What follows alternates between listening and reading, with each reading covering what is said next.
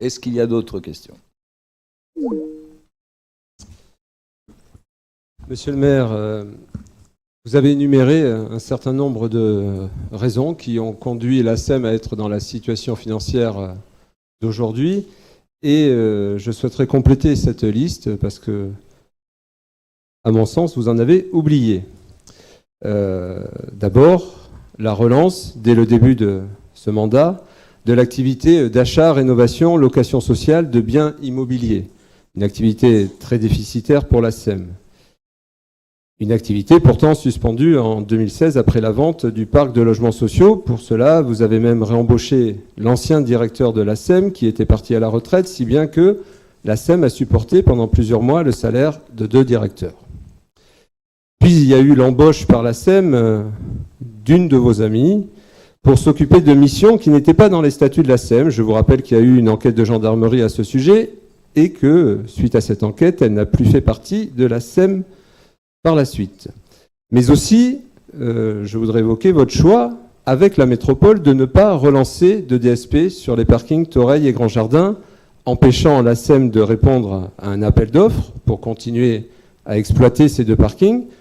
Connaissant bien les installations, elle aurait pu faire une offre pertinente et renouveler son contrat, mais vous avez opté pour une gestion directe par la régie Parc d'Azur, ne laissant aucune chance à la SEM de concourir.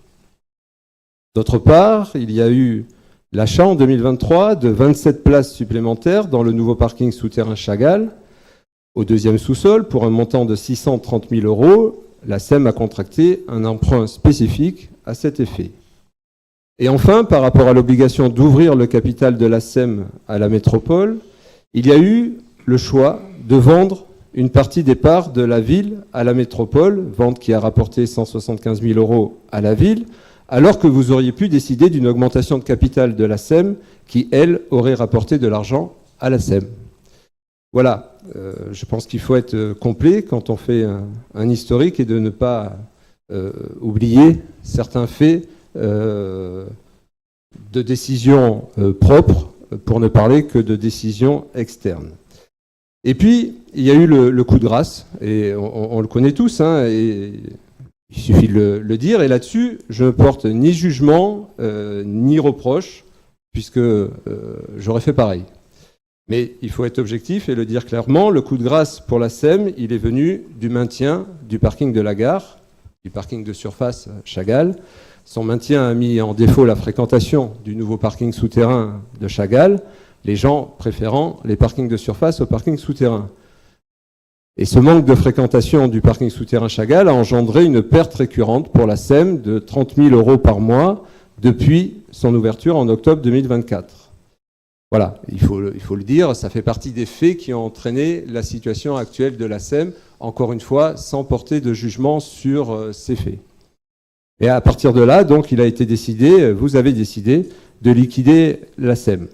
Sans doute, tout cela a été accéléré par cette perte de trésorerie de 30 000 € par mois, mais quoi qu'il en soit, il semble que c'était le sens de l'histoire, dès lors que la SEM ne pouvait plus opérer ses 2 missions historiques, hein, le stationnement et les logements sociaux, puisqu'elles étaient devenues des compétences de la métropole, et que ce n'était de toute façon plus la SEM de Vence, finalement, mais la SEM de Vence Métropole.